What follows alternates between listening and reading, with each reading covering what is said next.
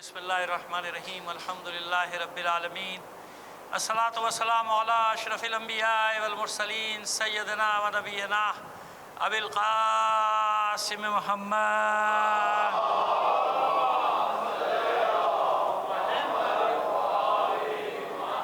وآلہ الطیبین الطاہرین المعصومین ولعنۃ اللہ علی اعدائہم اجمعین من الآن الی قیام یوم الدین. اما بعد فقد قال اللہ تعالی فی کتابہ المبین وہو اصدق القائلین وقولہ الحق.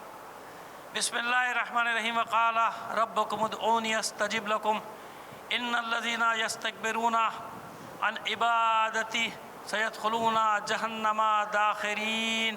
صلوات بھیجیے محمد آل محمد.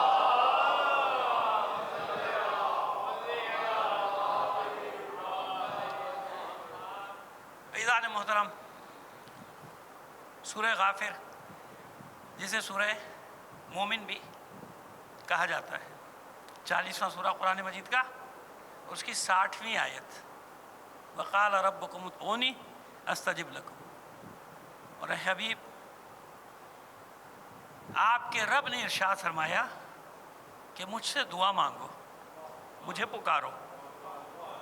وقال ربکم ادعونی، پروردگار فرما رہا ہے اپنے حبیب سے کہ ان سے کہیے، آپ کا رب کہہ رہا ہے ادعونی، مجھے پکارو، مجھے آواز دو، استجب لکم، میں تمہیں جواب دوں گا. وقال ربکم ادعونی استجب لکم، تم مجھے پکارو میں تمہیں جواب دوں گا.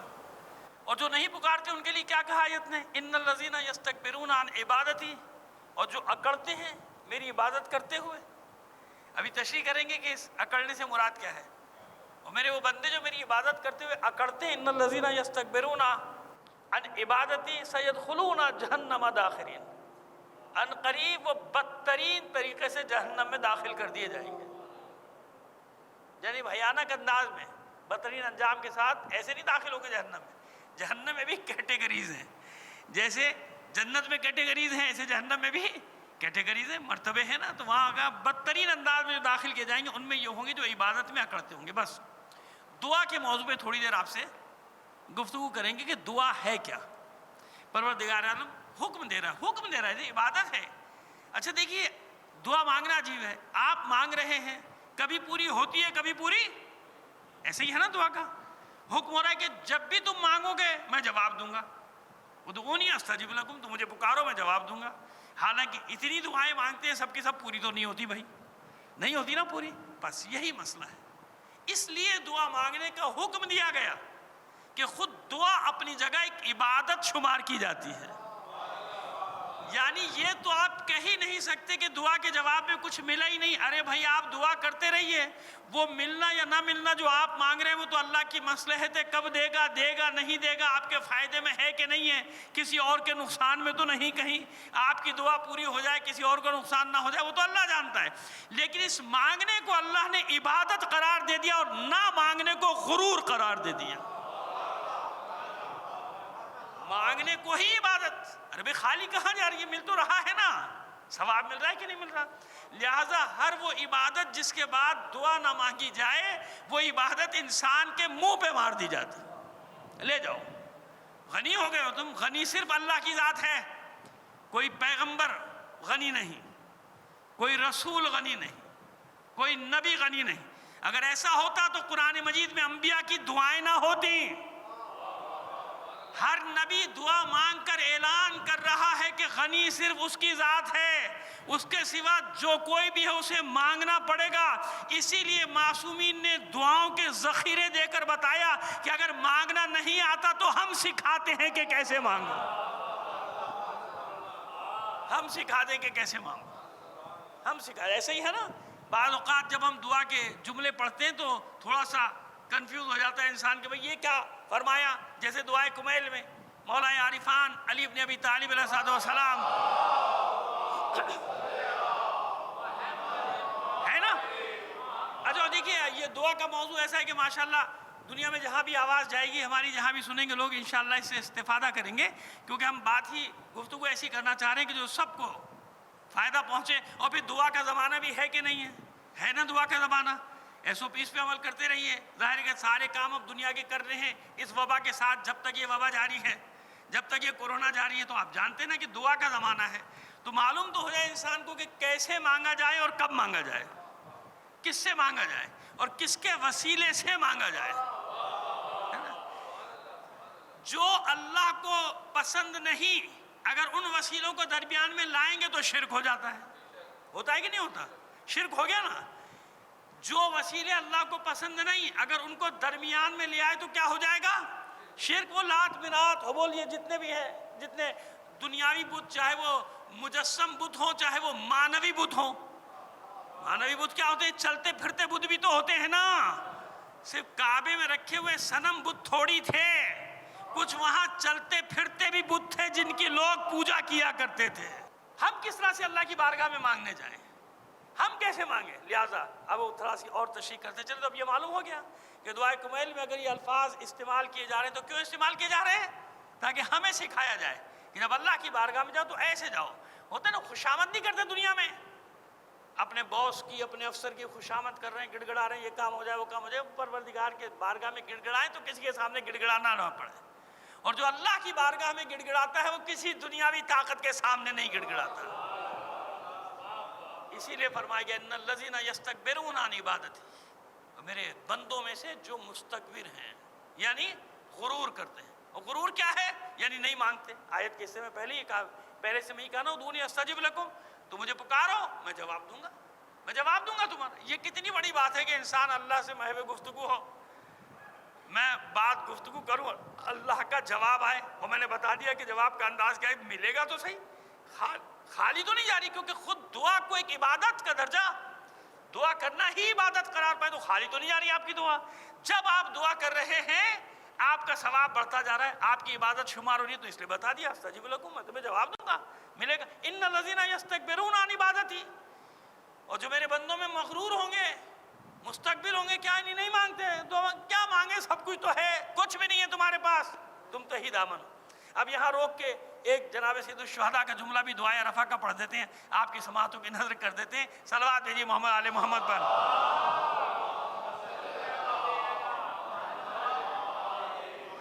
ماذا وجد من فقدک وما الذی فقد من وجدک. کس کے جملے ہیں؟ دعائے عرفہ کے. امام حسین علیہ السلام فرماتے ہیں اللہ کی بارگاہ میں کہ معبود, جس نے تجھے پا لیا اس نے کیا کھویا؟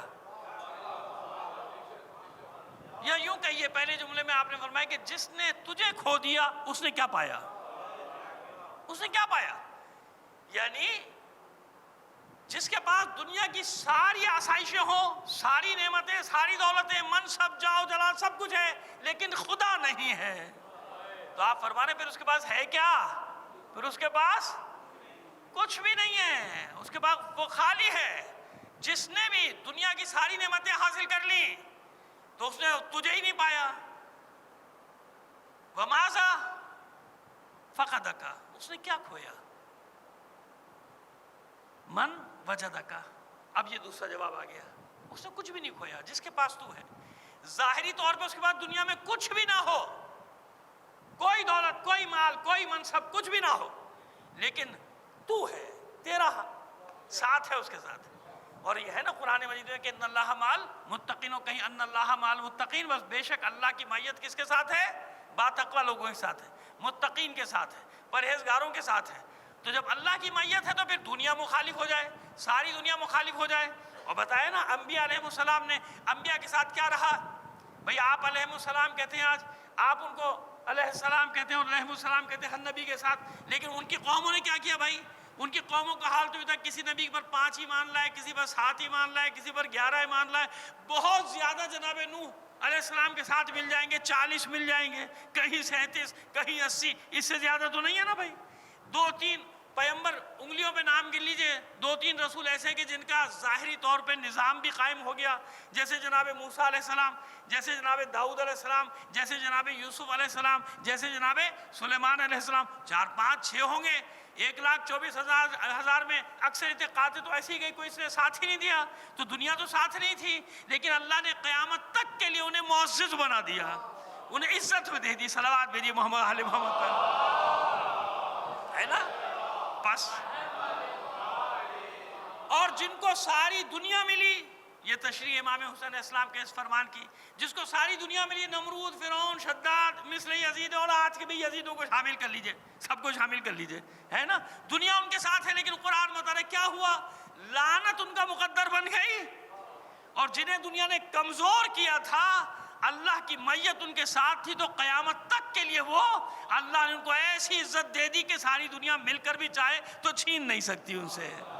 ایک صلوات عنایت فرما دیجئے محمد علی محمد. بات واضح ہوگی. بس اس لیے دعا مانگو, اس لیے دعا مانگی جائے.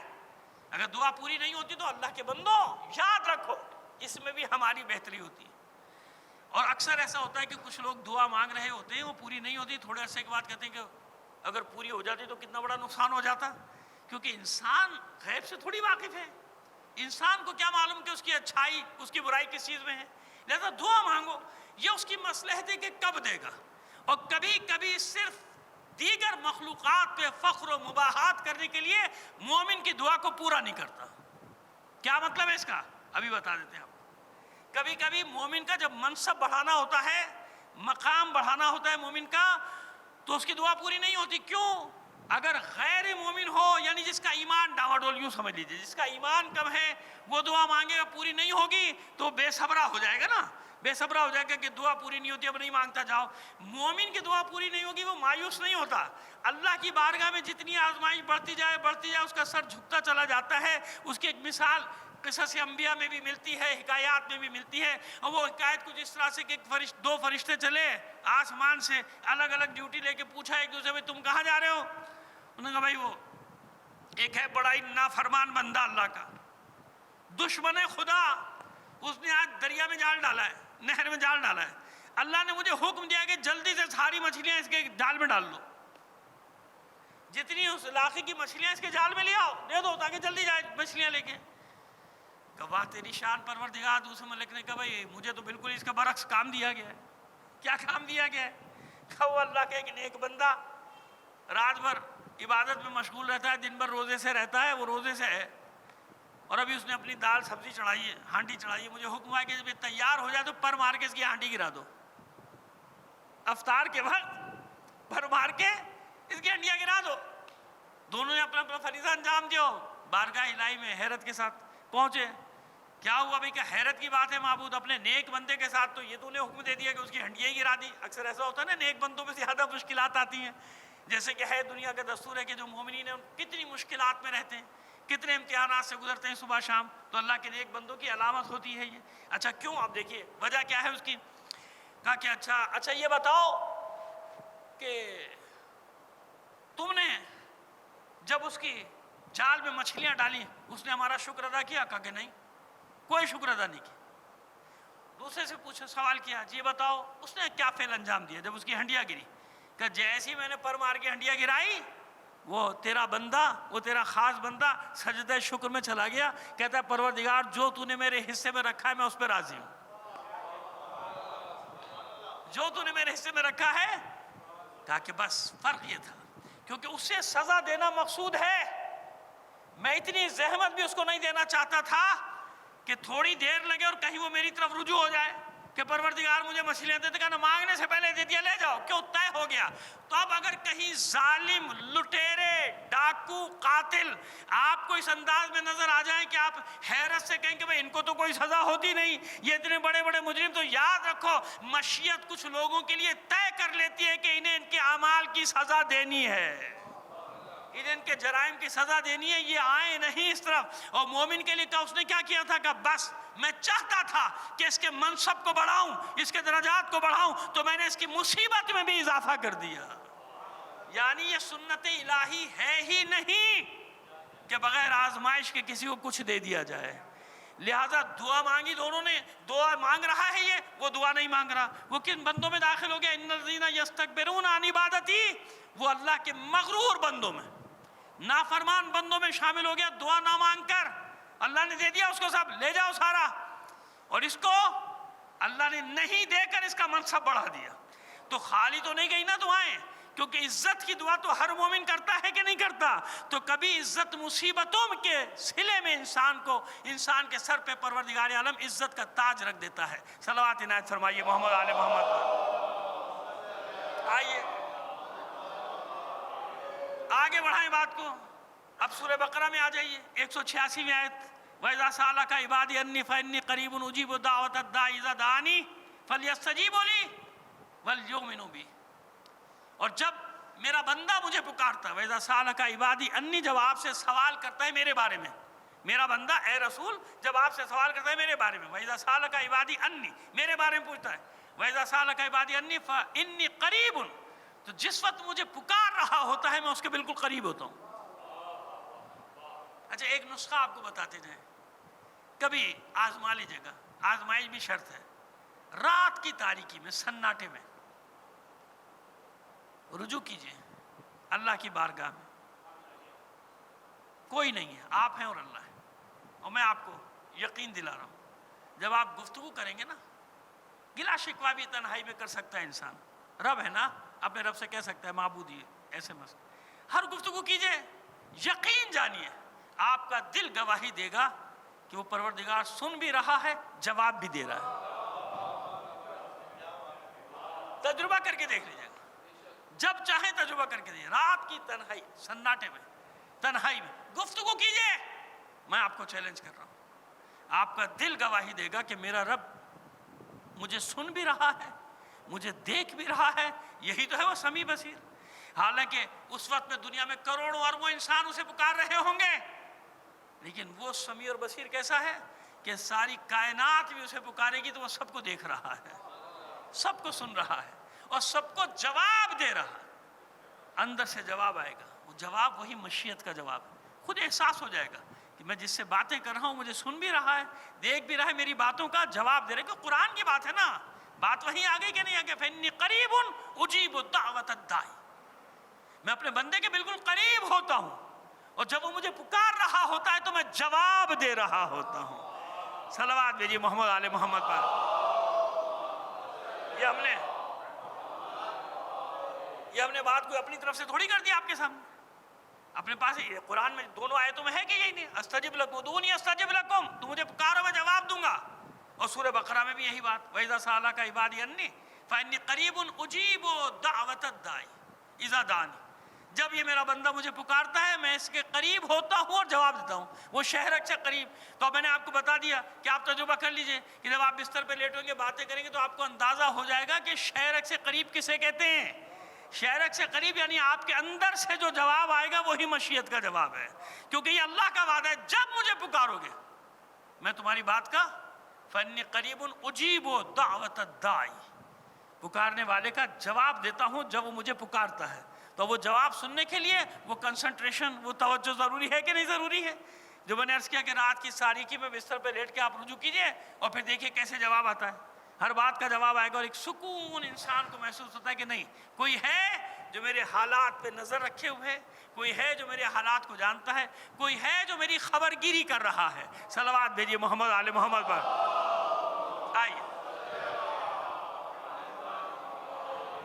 بس اس لیے اس دعا کو ہی عبادت قرار دے دیا گیا، بس تم مجھے پکارو، جب پکارنے والا مجھے پکارتا ہے میں جواب دیتا ہوں، فَلْيَسْتَجِيبُوا لِي، بس میری اطاعت کرو، میرا کہنا مانو، میرا حکم مانو، وَلْيُؤْمِنُوا بِي، مجھ پر ایمان لاؤ، لَعَلَّهُمْ يَرْشُدُونَ، تاکہ تمہارے رشد و شعور میں اضافہ ہو، تمہارے رشد اور آگہی میں اضافہ ہو، یعنی جتنا تم اللہ کو پکارو گے، جتنا تم دعا کرو گے، پروردگار تمہارے شعور کو بڑھاتا چلا جائے گا، تمہاری آگاہی کو بڑھاتا چلا جائے گا۔ صلوات بھیجیے محمد آل محمد پر۔ بس اس لیے معصومین نے دعاؤں کا ذخیرہ آپ کے حوالے کر دیا، مانگنے کا انداز سکھا دیا، دعائے کمیل نہ ہو تو مجھے نہیں معلوم کیسے پکاروں میں اللہ کو، دعائے جوشن کبیر نہ ہو تو مجھے نہیں معلوم کہ اللہ کی صفات کیسے بیان کی جائیں، اسماء حسنہ الگ اور صفات الگ، صرف ایک دعا میں، دعائے جوشن کبیر میں 1000 صفات سے آپ نے پکارا ہے اللہ کو۔ یہ کس نے سکھائی؟ اب سمجھ میں آئی بات؟ دعائے مشلول میں الگ صفات، دعائے کمیل میں الگ صفات ہیں، جتنا پڑھتا چلا جائے انسان تو پھر اس قرآن کے اس آیت کی بھی تشریح ہو جاتی ہے کہ وہ اسماء الحسنی ہیں کیا، کہ جتنے بھی اسماء الحسنی وَلِلَّهِ الْأَسْمَاءُ الْحُسْنَى، بس وہ سارے کے سارے اسماء الحسنی کس کے لیے ہیں؟ سب کے سب اللہ کے لیے۔ ان اسماء کی تشریح کس نے کی؟ ان آیات کی تشریح کس نے کی؟ یاد رکھیے، اس لیے اللہ کے رسول نے ارشاد فرمایا تھا انی تارکم فیکم الثقلین کتاب اللہ و عترتی اہل بیتی، بے شک تمہارے درمیان دو گراں بہا چیزیں چھوڑ کر جا رہا ہوں، ایک کتاب اور ایک اپنے اہل بیت کو۔ جب تک ان سے وابستہ رہو گے، جب تک ان سے وابستہ رہو گے، گمراہی تمہارے قریب بھی نہیں آئے گی، اور یہ دونوں ساتھ رہیں گے، یہ کبھی علیحدہ ہونے والے نہیں۔ لن یفترق حتی یرد علی الحوض، یہ کبھی ایک دوسرے سے جدا نہیں ہوں گے یہاں تک کہ حوض کوثر پہ میرے ساتھ یعنی میرے پاس پہنچ جائیں گے۔ صلوات بھیجیے محمد آل محمد پر۔ پس تشریح کون کرے گا؟ اسماء الحسنی کی پڑھ لی ہم نے، اللہ کا کلام ہے، اب یہ اسماء الحسنی تلاش کہاں کیے جائیں؟ تو اب تلاش کر لیے تاریخ میں، کس نے پکارنے کا انداز سکھایا، کس نے دعا کرنے کا سلیقہ بتایا، اور ایک تھوڑی، تمام معصومین کی دعائیں، تمام ائمہ کی دعائیں ہمارے سامنے، خود پیغمبر ختمی مرتبت صلی اللہ علیہ وآلہ وسلم، صلوات بھیجیے۔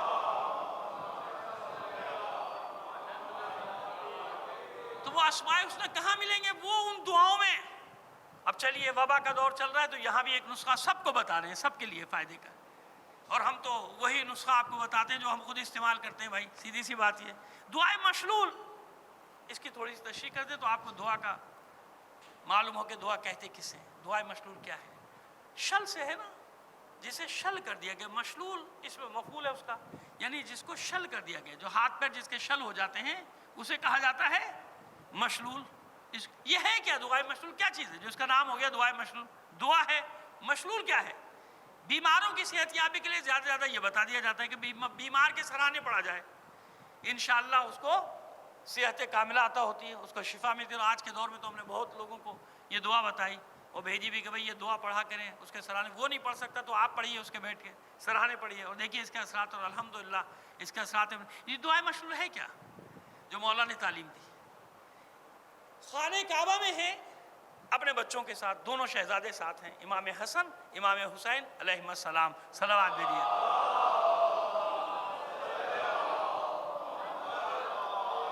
دونوں شہزادے ساتھ، کچھ ہی دیر کے بعد دونوں شہزادے آتے ہیں بڑی افسردہ حالت میں مولا کے پاس۔ پوچھا مولا نے کیا سبب ہے افسردگی کا؟ کہ بابا جان، خانہ کعبہ کے غلاف سے لپٹا ہوا ایک معذور شخص دردناک انداز میں دعا کر رہا ہے، اس کی کیفیت، اس کی حالت دیکھ کے قابو نہیں رہتا اپنے حالت میں۔ ساتھ ہے کہ چلو ساتھ چلتے ہیں، دیکھا معذور ہے، ہاتھ پیر شل ہیں، خانہ کعبہ کے چادر سے چمٹا ہوا ہے، دعائیں کر رہا ہے، اور عجیب انداز میں رو رہا ہے کہ جو اس کے پاس سے گزرتا ہے وہ روتا ہے، وہ بھی گڑ گڑاتا ہے، وہ بھی رو رہا ہوتا ہے، اس کی حالت دیکھ کے وہ رونے لگتا ہے۔ تو مولا اس کے پاس بیٹھ گئے، کیا ہوا تیرے ساتھ؟ واقعہ بتا۔ اب دیکھیے، اب یہ سوال بیچ میں نہ لائیے گا کہ پہلے سے معلوم ہے کہ نہیں، واقعہ جب تک ہوگا نہیں، تاریخ میں آئے گا نہیں، ہم تک پہنچے گا نہیں۔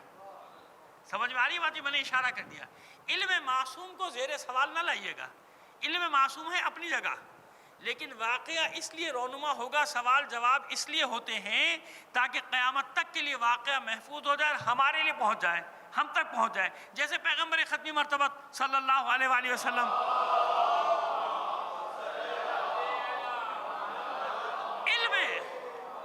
علم معصوم ہے، علم لدنی کے حامل ہے معصوم، لیکن اس کے باوجود سوال جواب کا طریقہ رہے گا، کیونکہ جب تک سوال جواب نہیں ہوں گے ہمارے لیے واقعات محفوظ نہیں ہو سکتے نا۔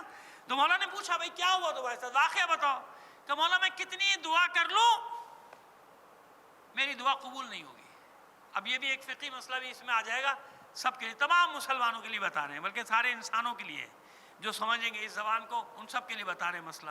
یہ سب جگہ تمام مذاہب میں ایک ہی مسئلہ ہے جو ہم بتانے جا رہے ہیں تقریباً، اگر کہیں کا دکا میں نہ ہو تو بھائی مجھے معاف کر دینا، لیکن جو آسمانی مذاہب ہیں ان میں سب میں یہی مسئلہ ہے فقہی جو میں بتانے جا رہا ہوں آپ کو۔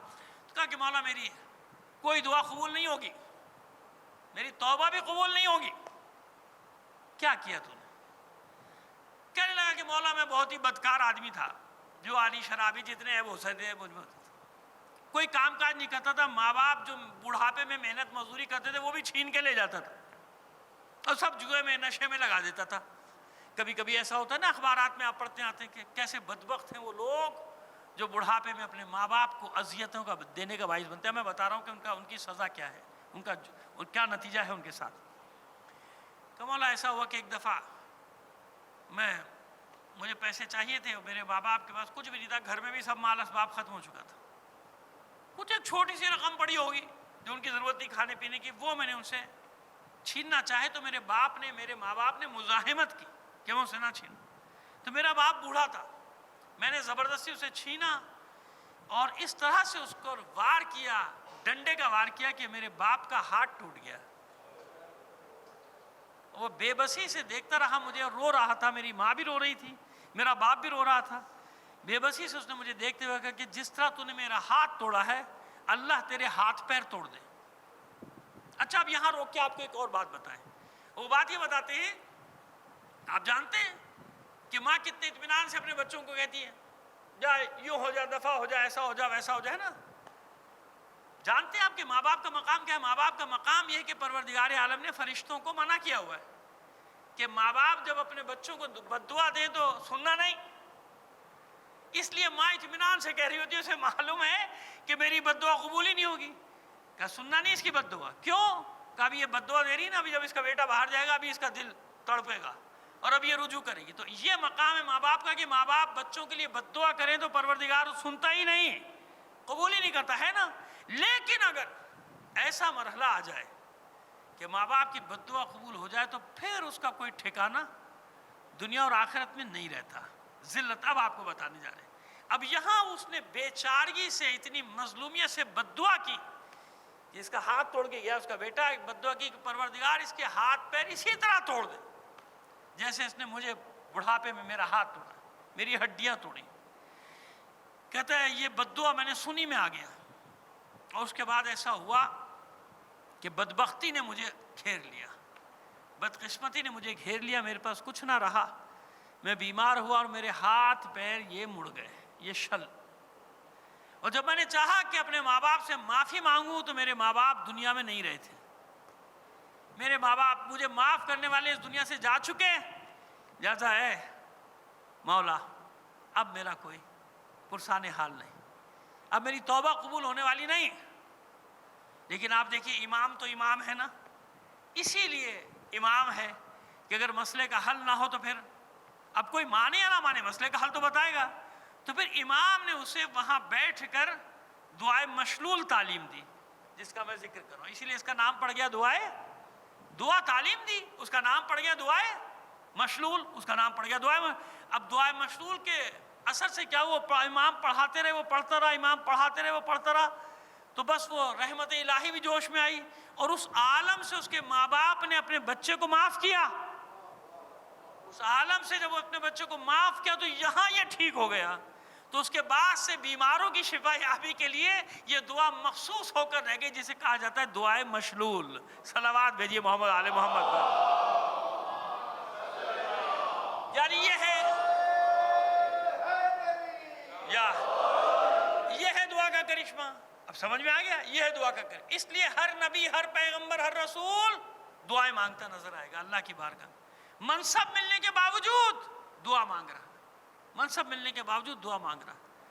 ایسی کوئی عبادت ہی نہیں، میں نے عرض کر دیا، جس کے بعد انسان دعا نہ مانگے۔ عبادت وہی عبادت ہے جس کے بعد یہ دعا کی عبادت جب تک نہ کرے گا وہ عبادت مکمل نہیں ہوگی۔ نماز دعا کے بغیر مکمل نہیں، روزہ سحری دعا سے، افطار دعا سے، حج آغاز دعا سے، ہر رکن کا آغاز دعا سے، ہر رکن کا اختتام دعا سے، حج کا آغاز دعا سے، حج کا اختتام دعا کے ساتھ۔ صلوات بھیجیے محمد علیہ محمد ہے۔ اب سمجھ میں آ گیا کہ دعا کتنی بڑی عبادت، کہ ہر عبادت ادھوری ہے جب تک اس عبادت میں دعا کو شامل نہ کیا جائے۔ جب تک یہ دعا شامل نہیں ہوگی इंसान की इबादत अधूरी, इसलिए पुकारते रहो। आज का दौर भी इसीलिए। तो वो दुआए जोशन कबीर में कितनी सिफात बताई गई, 1000। तो अस्माए हुस्ना की तशरीह किसने की? अस्माए हुस्ना की तशरीह करने वाली ज़ात है मौला आरिफान अली इब्न अबी तालिब अलैहिस्सलाम की सलावत भेजो।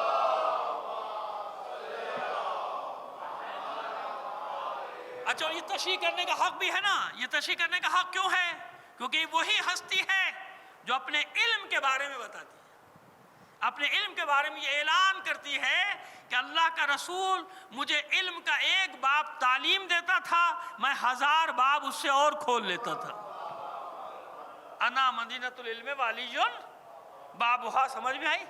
मैं उससे 1000 बाब और खोल लेता था। एक फार्मूला अल्लाह का रसूल देता था, जैसे यूँ समझ लीजिए आज की ज़बान में, और उससे फिर अली 1000 मसले हमें समझाने के लिए, 1000 की जगह 10,000 भी हो जाते होंगे, हमें से गरज नहीं, लेकिन हमें समझाने के लिए कि जो कुछ भी है मेरे पास किसका दिया हुआ है? अल्लाह के रसूल से मैंने हासिल किया है। इसलिए कोई नबी नहीं गया दुनिया से जब तक अपना नाइब बनाकर नहीं गया। वो चाहे जनाब मूसा अलैहिस्सलाम हो, चाहे जनाब आदम हो, जनाब नूह हो, जो भी हो। और बल्कि दुआ भी करते थे कि परवरदिगार मुझे एक अपनी बारगाह से एक मदद करने वाला भी दे दे, एक नुसरत करने वाला भी दे दे। अल्लाह की बारगाह से मांगा करते थे। तमाम अंबिया अल्लाह की बारगाह से मांगते थे। अब जो भी आता था तो समझ गए वो किसकी तरफ से आता था? वो अल्लाह की तरफ से आता था। अब मुझे बताइए कि हर जगह अल्लाह के रसूल को हुक्म है कि जब आगे की कोई बात करें, यानी मुस्तकबिल की कोई बात करें, तो इंशाअल्लाह कह दिया करें। ऐसे ही है ना, जब मुस्तकबिल की कोई बात बताएं मुसलमानों को या कोई पैगाम दे मुस्तकबिल का, तो इंशाअल्लाह साथ हम भी, हमारी भी आदत है कि जो भी बात करें इंशाअल्लाह जाऊंगा, इंशाअल्लाह ये काम करूंगा, इंशाअल्लाह ज़रूर कहना चाहिए। जब अल्लाह के रसूल कहते थे, एक मकाम ऐसा है जहां अल्लाह के रसूल ने मुस्तकबिल की खबर दी मगर इंशाअल्लाह नहीं कहा। एक मकाम ऐसा है कि मुस्तकबिल की खबर दी मगर इंशाअल्लाह नहीं कहा। इसका मतलब अल्लाह के रसूल उस मंजिल पर है हक़ुल यकीन की कि सारी दुआ कबूल हो चुकी है, अब सिर्फ खबर देना है। यानी मुस्तकबिल की खबर जो हो चुकी है वो देनी है, इंशाअल्लाह नहीं कहा आपने। और ये तारीख़ है, ये मैं नहीं कह रहा, अहादीस नहीं बल्कि तारीख़ है, तारीख़ों ने भी ये लिखी बात। और वो कौन सा मौका है? जंग खैबर का, जब 39 दिन तक खैबर फतह ना हो सका। अब ये तो तारीख़ है ना, इसमें तो कोई मुनाकशा नहीं, इसमें तो कोई झगड़े की बात नहीं, इसमें तो कोई ऐसी इख्तलाफी बात ही नहीं है ना। सीधी हाँ ये कह सकता है कोई कि नहीं 39 दिन नहीं भाई 30 दिन थे। अच्छा भाई चलो 30 दिन रख लो, इसमें झगड़े की कौन सी बात है? भाई चंद दिन लिखा है, अच्छा भाई चंद दिन मान लो, झगड़े की कौन सी बात है? ठीक है ना, 39 दिन भी लिखा है, 30 दिन भी लिखा है, 25 दिन भी लिखा है, चंद दिन भी लिखा किसी ने, एहतियात की चंद, भाई लिखा करो। बहस उसमें नहीं, बहस इसमें है कि खैबर फतह नहीं हो सका। जब नहीं फतह हो सका तो पर अल्लाह के रसूल ने क्या इरशाद फरमाया था? क्या इरशाद फरमाया? कल उसे भेजूंगा, कल उसको भेजूंगा कि जो कर्रार होगा गैर फर्रार होगा। सलवात भेजिए मोहम्मद आले मोहम्मद पर।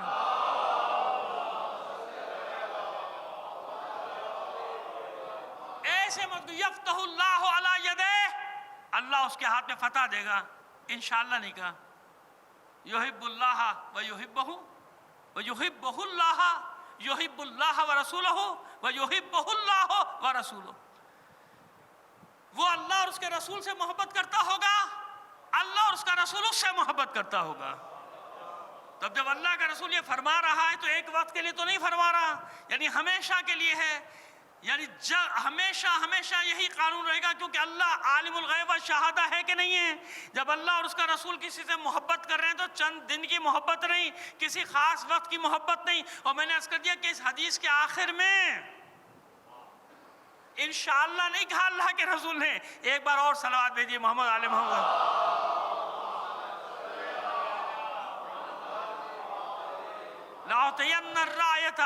गदन रजुलन कर्रारन गैर फर्रार, यहाँ से ये हदीस शुरू हुई थी। ज़रूर भी ज़रूर अता करूँगा, यानी उसे दूंगा ये रायत जंग कि जो कर्रार होगा और गैर फर्रार होगा।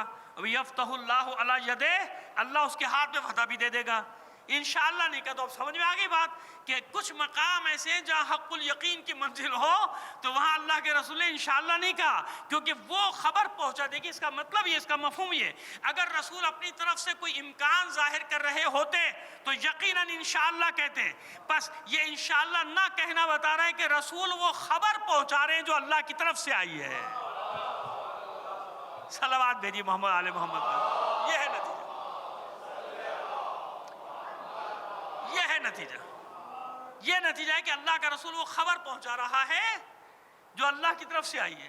اگر اپنی طرف سے کہہ رہے ہوتے تو انشاءاللہ آپ نے ساتھ لگا دیا۔ تو انشاءاللہ کا نہ کہنا وہی ہے۔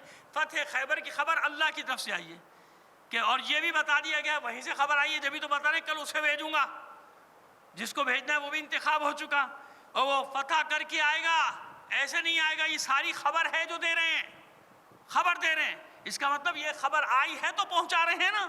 تو بس اب یاد رکھیے کہ کوئی بھی نبی، کوئی بھی پیغمبر ہو، اس کی دعائیں ضرور ہیں، کچھ پوری ہو جاتی ہیں، کچھ پوری نہیں ہوتی۔ جناب ابراہیم علیہ السلام کی کچھ دعائیں پوری ہو گئیں، کچھ پوری نہیں ہوئی۔ جب انبیاء کے ساتھ ایسا ہے تو پھر ہم اور آپ کہاں ہیں بھائی؟ ایسے ہی دیگر انبیاء، جناب نوح علیہ السلام کی دعائیں پوری ہوئیں، کچھ دعا پوری نہیں ہوئی، بیٹے کے بارے میں پوری نہیں، چاہتے تھے مالنے والے بچا لے، کہا نہیں یہ تمہارا اہل نہیں ہے، نہیں بچایا اس کو، ایسا ہے نا بس۔ لیکن دعا مانگنے کو عبادت قرار دیا گیا، لہذا انسان کبھی مایوس نہ ہو۔ آخری بات جو عرض کرنا چاہتے ہیں، قل یا عبادی الذین اسرفوا علی انفسہم لا تقنطوا من رحمت اللہ ان اللہ یغفر الذنوب جميعا۔ مومنین سے نہیں کہا جا رہا، متقین سے نہیں کہا جا رہا، یہ ان لوگوں سے کہا جا رہا ہے کہ جو گناہوں کی دلدل میں ڈوبے ہوئے۔ اے حبیب، مومنین سے نہیں، متقین سے نہیں، میرے گناہگار بندوں سے کہیے۔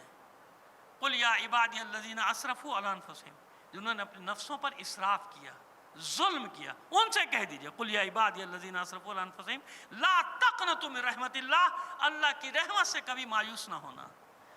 وہ کتنا مہربان ہے اپنے بندوں پہ، وہ کیسا رحمان ہے، وہ کیسا رحیم ہے، وہ کیسا کریم ہے پروردگار اپنے بندوں کے لیے، کہ جو مایوسی کو کفر قرار دے رہا ہے۔ مایوس مت ہونا، رحمت الہی سے کبھی مایوس مت ہونا۔ جو مانگنے کا حکم دے رہا ہے گناہگار بندوں کو، میرے گناہگار بندوں سے کہیے لا تقنطوا من رحمت اللہ، اللہ کی رحمت سے کبھی مایوس مت ہونا۔ کیوں؟ ان اللہ یغفر الذنوب جميعا، بالکل مایوس نہ ہو، میں اللہ تمہاری ہر لغزش کو بخش دوں گا، ہر گناہ کو بخش دوں گا۔ آؤ تو صحیح اس کی بارگاہ میں۔ اپنے نفس پر کیسا ظلم کرنے والا یہ ظالم بندہ ہے کہ باب توبہ کھلا ہوا ہے، مانگنے کا دروازہ کھلا ہوا ہے، وہ دعوت دے رہا ہے ادعونی استجب لکم، آؤ میرے پاس آؤ، میری بارگاہ میں آؤ، میں بخش دوں گا۔ ان اللہ یغفر الذنوب جميعا، تمہارے ہر گناہ کو بخش دوں گا، ہر لغزش کو بخش دوں گا۔ مگر یہ کیسا انسان ہے؟ یا ایھا الانسان ما غرک بربک الکریم، اے انسان کس چیز نے تجھے دھوکے میں ڈال دیا، کس چیز نے تجھے مغرور بنا دیا کہ تو اپنے رب کریم کے مقابلے میں آ گیا، اپنے رب کریم کے مقابلے میں تو گناہگار ہو گیا۔ دروازہ کھلا ہوا ہے، اس کے باوجود انسان اس طرف آتا نہیں۔ ایک بار آؤ تو صحیح، دعا مانگو تو صحیح۔ اس سے بڑی مثال میں کیا لے کر آؤں آج کی مجلس کے لیے؟ حر کیا تھا؟ کیا تھا حر؟ لیکن جب اس نے رجوع کیا تو بتائیے وہی حر جس نے حسین کا راستہ روکا تھا، وہی حر شہدائے کربلا میں نمایاں ترین مقام حاصل کر کے چلا گیا، وہی حر جو کہتا تھا کہ میں ذمہ دار ہوں بچوں کی پیاس کا، لیکن جب اللہ کی بارگاہ میں رجوع کیا، شب عاشور صدق دل سے سچائی کے ساتھ اس نے رجوع کیا اللہ کی بارگاہ میں، بس اس آیت کا مصداق بن گیا قل یا عبادی الذین اسرفوا علی انفسہم لا تقنطوا من رحمت اللہ۔ اب مجھے بتائیے کہ فرزند رسول سے زیادہ کوئی مستجاب دعا ہے کربلا میں؟ حسین دعا کرے، مشیت ٹال سکتی ہے؟ نہیں، کہیں نہیں ملتا۔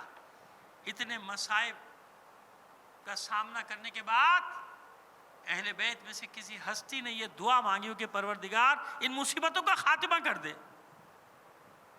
جناب سید الشہداء نہیں ملے گی دعا، جناب ثانی زہرا، ہاں ثانیہ زہرا کی یہ دعا ضرور ملتی ہے عصر عاشور شہادت حسین کے بعد، ربنا تقبل منا ھذا القربان۔ سمجھ میں آئی؟ اور کسی طرف نہ جانا۔ اگر زینب کی دعا بھی ملے گی تو یہ دعا ملے گی کہ معبود ہم اہل بیت کی اس قربانی کو قبول کر لیں۔ سمجھ میں آئی؟ کسی نے یہ دعا نہیں مانگی۔ مصائب مصیبتیں اپنی جگہ، مگر یہ دعا کسی کی نہیں ملے گی کہ معبود ختم کر دے اس مصیبت کا، خاتمہ کر دے۔ یہ دعا کسی بچے کی بھی نہیں ملے گی۔ یہ دعا تو حسین کی 4 سال کی بچی سکینہ نے بھی نہیں مانگی۔ مصیبتیں ہیں، مصائب ہیں، حسین زیر خنجر دعا کر رہے ہیں۔ دعا کیوں نہیں کر رہے؟ میں نے کہا نا کہ دعا تو سب نے کی ہے۔ جانتے ہیں کہ اللہ کو کتنی پسند ہے یہ دعا۔ اللہ محبوب رکھتا ہے ان بندوں کو جو اس کی بارگاہ میں گڑ گڑا کر پکارتے ہیں، اسے آوازیں دیتے ہیں۔ اللہ محبوب رکھتا ہے، پیار کرتا ہے اپنے ان بندوں کو، اپنے سے قریب رکھتا ہے ان بندوں کو۔ دعا مانگ رہے ہیں حسین، لیکن کیا دعا مانگ رہے ہیں؟ کہ معبود ان مصیبتوں کے بدلے میں، ان مشکلات کے بدلے میں جانتا ہوں کہ تو کون سی نعمتیں ہمیں دینے والا ہے۔ زیر خنجر حسین شکر ادا کر رہا ہے اپنے پر رب کا، پروردگار تیرا شکر ہے کہ تو نے ان مصیبتوں کے بدلے میں جو ہمارے لیے مقام رکھا ہے۔ اس وقت تو قاتلوں کو بھی نہیں معلوم ہوگا کہ کیسی لعنت ان کا حصہ بنی اور کیسی عزت حسین کا حصہ بنی۔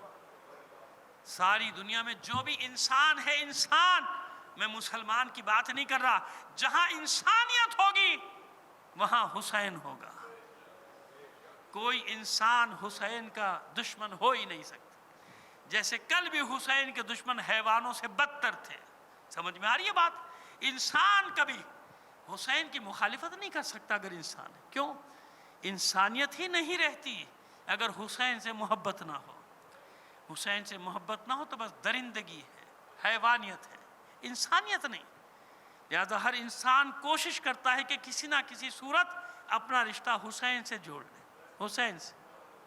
ایسا ہے، فرزند رسول ہے، دعا مانگے۔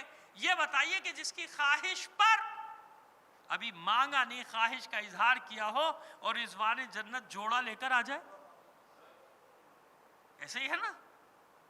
تو ہمارے تمام برادران کی روایتیں موجود ہیں کہ نہیں موجود ہیں؟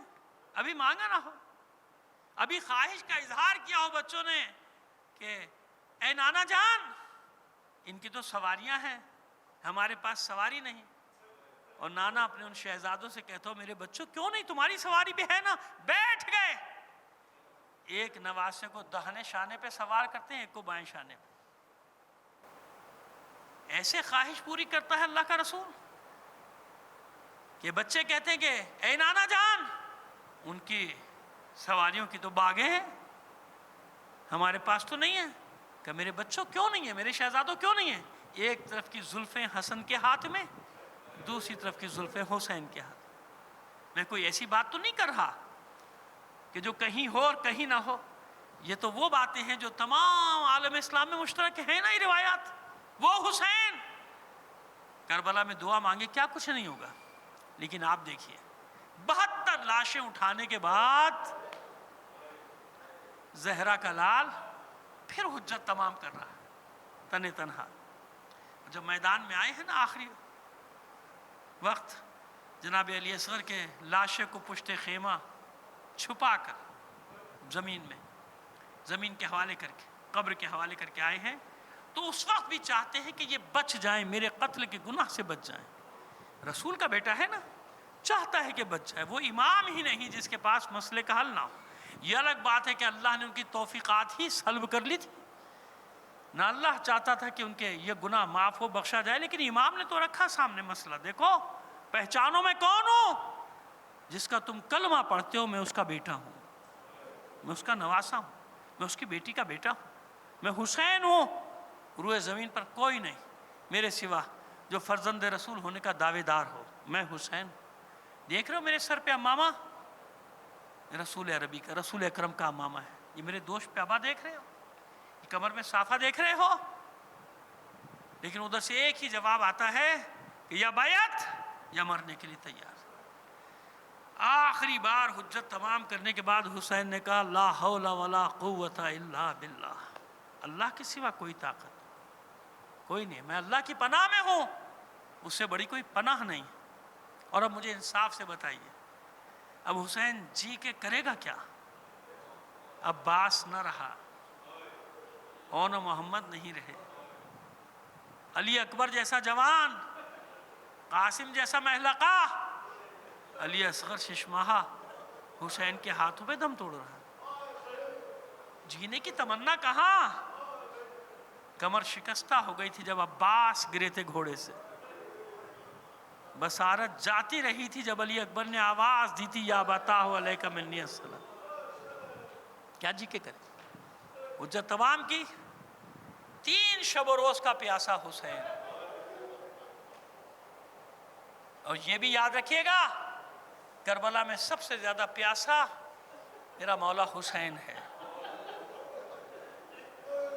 کیونکہ حسین جانتے تھے جب پانی بند ہوا تھا نہر سے آنا کہ اب پانی ملے گا نہیں، تو جو تھوڑا بہت رہا ہوگا 1 پہر کے لیے 2 پہر کے لیے گرمی کے موسم، حسین نے تو اس کو بھی ہاتھ نہیں لگایا. اور چلیے وہ بھی چھوڑ دیجئے، انصاف سے بتائیے یہ سب لاشیں کون اٹھا کے لایا؟ ہر ایک کے لاشیں کو اٹھا کر لایا ہے حسین، گنج شہیدہ پہنچایا ہے. ایسے ہی ہے نا؟ لیکن عزیزوں، مورخین نے لکھا ہے، خاص طور پہ مقاتل میں لکھا ہے کہ جب زہرا کے لال نے حملہ کیا ہے پہلا، تو یہ افواج کوفہ و شام بھاگی ہے اور آوازیں دیتی ہوئی چلاتی ہوئی علمان الحفیظ، حسین کے حملے سے بچاؤ. وہ کوفے کی سرحد تک پہنچ گئے تھے کربلا سے دوڑتے دوڑتے. حسین یہ حملہ کر کے واپس پلٹا، گنج شہیدہ کا رخ کر کے آواز دی تھی میرے شیرو، میں نے تمہارے ہر وار پہ داد دی تھی، آؤ اب دیکھو تمہارا مولا حسین جنگ کر رہا ہے. آؤ اب اس حسین کی جنگ دیکھو جو 72 لاشیں اٹھا چکا، اب اس حسین کی جنگ دیکھو جو کربلا میں سب سے زیادہ پیاسا. دوسرا حملہ کیا، بس 2 یا 3 حملوں کا ذکر ملتا ہے. ان حملوں کے ذریعے حسین نے یہ بھی بتا دیا کہ اب بھی چاہوں تو تلوار کے ذریعے سے تمہیں زیر کر سکتا.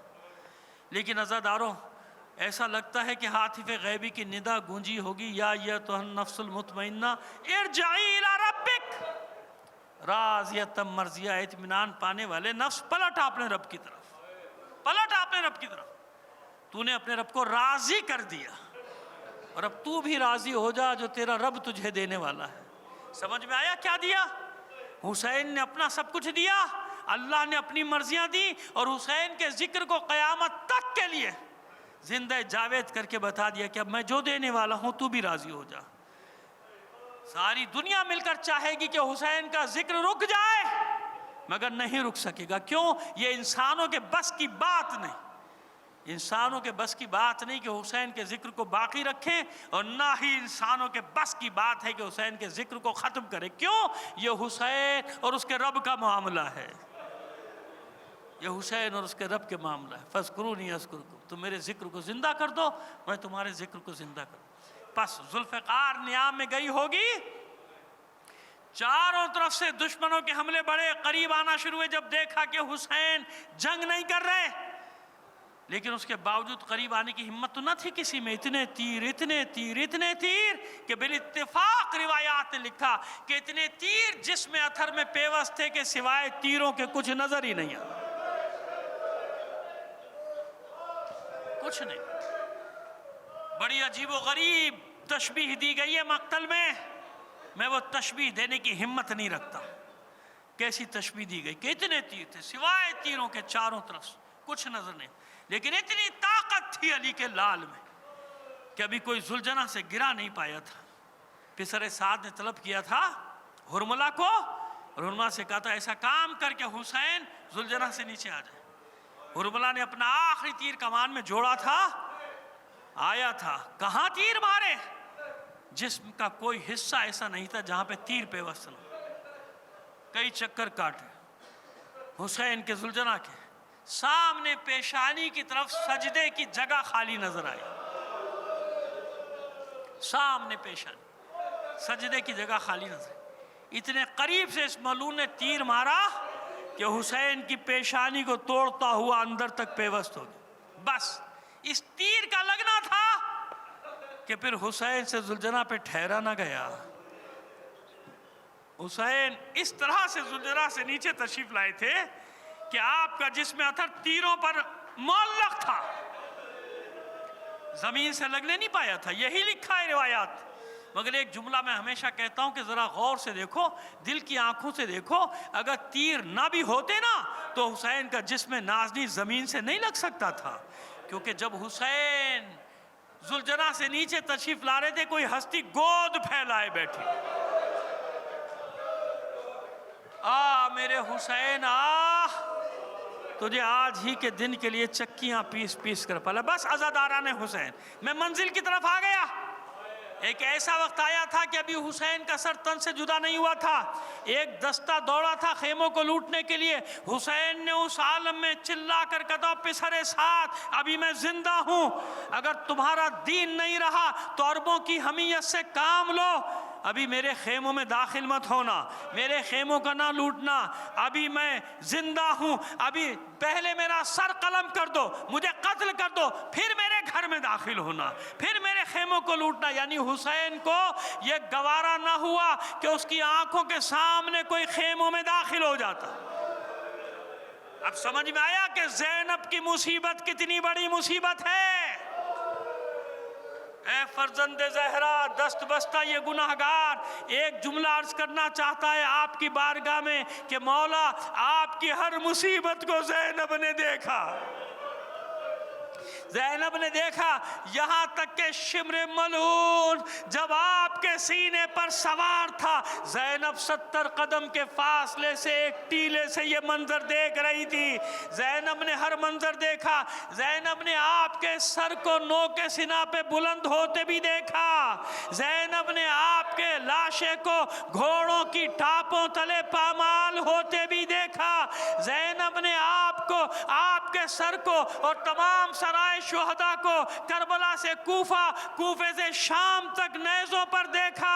हाँ, ज़ैनब की मुसीबत ऐसी है कि हुसैन कहते कि मैं देख नहीं सकता, मेरे सामने कोई नहीं। और अब भी समझ में नहीं आता तो सैयद सज्जाद से पूछ लो कि कत्ल हो जाना आसान था, माँ बहनों बेटियों को सरबराह ना देखना। यह है वो शाम गरीबा कि क़यामत तक जिसका कोई जवाब नहीं ला सकता। यह है वो शाम गरीबा कि आज का दिन इतना तवील था, इतना तवील था, तारीख़ कहती है कि आशूर के दिन जैसा कोई दिन तवील ही नहीं हुआ। इतनी बड़ी जंग, 72 अंसार एक एक करके जाते रहे, उनके कारनामे रकम है, कारनामे रकम होते रहे, शहीद होते रहे। दिन था कि ख़त्म होने का नाम ही नहीं ले रहा था। अरे ज़ैनब से पूछो कि ये शाम गरीबा कैसी थी,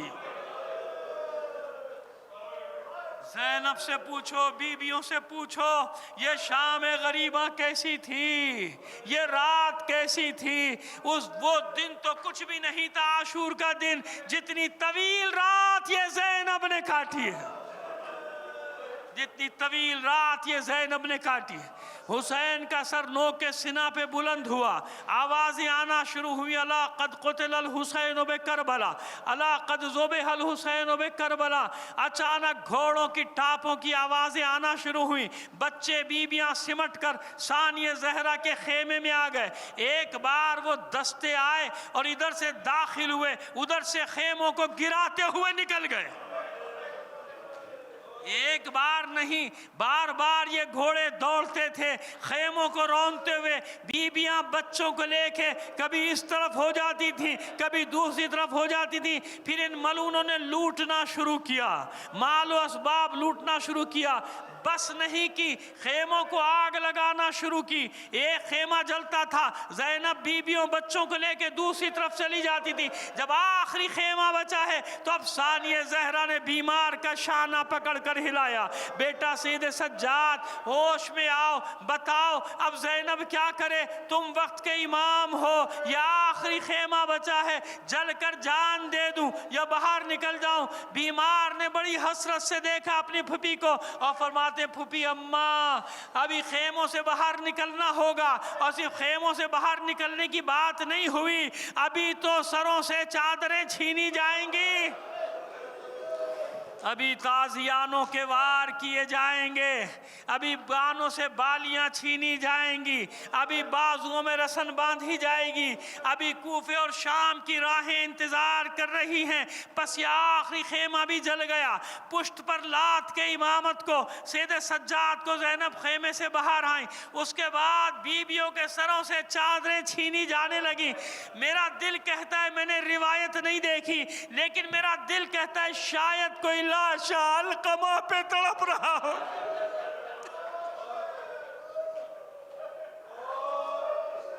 شاید اس شام غریبہ میں کوئی لاشا تڑپ رہا ہو علقمہ کے ساحل پہ، شاید شہداء کے لاشوں سے آوازیں آتی ہوں، اہل بیت رسول کیا کرے، موت نے مجبور کر دیا، آپ پھر زندگی دلوا دیجئے، پھر آپ پر اپنی جانیں قربان کر دیں گے۔ کیا کچھ ہوا؟ ایک چھوٹی سی بچی کے بالیاں چھیننے کے لیے رخساروں پہ تماچے مارے گئے، سب کچھ ہو چکا، لوٹ کا بازار گرم تھا، لوٹ مار کا بازار گرم ہو کے ٹھنڈا ہو گیا، بیویاں بچے بکھر گئے تھے، کہاں کہاں بکھر گئے، تاریخ کے اوراق میں تلاش کرو، کوئی بیوی کہیں چلی گئی تھی، سینکڑوں میل کا سفر کر کے کوئی بھی کہیں پہنچی اپنی کنیزوں کے ساتھ۔ یہ تو تاریخ کا حصہ ہے نا جو میں اشارے کر رہا ہوں۔ ہاں، جب لوٹ مار کا بازار گرم ہو کے ٹھنڈا ہوا، ثانیہ زہرا نے جناب ام کلثوم کے ساتھ مل کے بکھرے ہوئے سامان کو سمیٹنا شروع کیا، جلے ہوئے خیموں سے کچھ ٹکڑے بچا کے ایک جگہ بچھائے، بچوں بیویوں کو تلاش کر رہے، کچھ مل گئے کچھ نہیں ملے، لیکن سب سے اہم واقعہ یہ ہوا کہ سکینہ نہیں ملی۔ سب سے اہم واقعہ یہ ہوا کہ سکینہ نہ ملی، اور جانتے ہیں نا کہ سکینہ کو خاص طور پہ حسین حوالے کر گئے تھے، بہن زینب میری اس امانت سے ہوشیار رہنا، دیکھو زینب میری سکینہ اندھیرے سے ڈرتی ہے، میری سکینہ صرف میرے سینے پہ سونے کی عادی ہے، اس کا خاص خیال رکھنا۔ بس اب جب سکینہ نہیں ملی کسی سمت میں، پھر ام کلثوم کو ساتھ لیا، پھر قتل گاہ کی طرف جا رہی ہیں، آوازیں دیتی جا رہی ہیں، آئے سکینہ سکینہ کس طرف ہو، سکینہ کس طرف ہو، ایک طرف گئی دوسری طرف گئی، ایک نشیب کی طرف بڑھی، ایک لاشے سی آواز آئی، آہستہ آہستہ زینب آہستہ، ابھی میری بچی سوئی ہے، ابھی میری بچی کی آنکھیں بند ہوئی ہیں۔ آواز کی سمت میں ثانیہ زہرا جو بڑھی تو کیا دیکھا کہ ایک پامال شدہ لاشا، خاک سے یکساں لاشا، جس کے جسم پہ نہ لباس ہے نہ تن پہ سر ہے، دیکھا اس سینے پہ بچی سر رکھ کے سو رہی، آہستہ سے شانہ پکڑ کے لائے، بیٹا اٹھو بیٹا اٹھو، خیمہ گاہ کی طرف چلو، اور پھر بچی سے پوچھا، جب بچی نے آنکھیں کھولی، بس اتنا بتا دے میری بچی کہ تو نے پہچانا کیسے تھا، تو نے پہچانا کیسے تھا؟ کیونکہ لاش کو یا لباس سے پہچانا جاتا ہے یا چہرے سے پہچانا جاتا ہے، اس لاش پہ نہ لباس ہے نہ اس پہ سر ہے نہ چہرہ ہے، اور لاش کو اس طرح پامال کیا گیا ہے کہ یہ خاک کے ساتھ لاشاں یکساں ہو چکا ہے، تو نے پہچانا کیسے؟ بچی کہتی ہے پھوپھی اماں جب میرے دامن میں آگ لگی ہوئی تھی، کانوں سے لہو بہ رہا تھا اور میں دوڑ رہی تھی قتل گاہ میں، آوازیں دیتی جا رہی تھی، بابا بابا مجھے ان ظالموں کے شر سے بچاؤ، مجھے ان ظالموں سے بچاؤ۔ پھوپھی اماں اس لاشے سے آواز آئی تھی، میری بچی میری سکینہ میرے پاس ألا لعنة الله على القوم الظالمين وسيعلم الذين ظلموا أي منقلب ينقلبون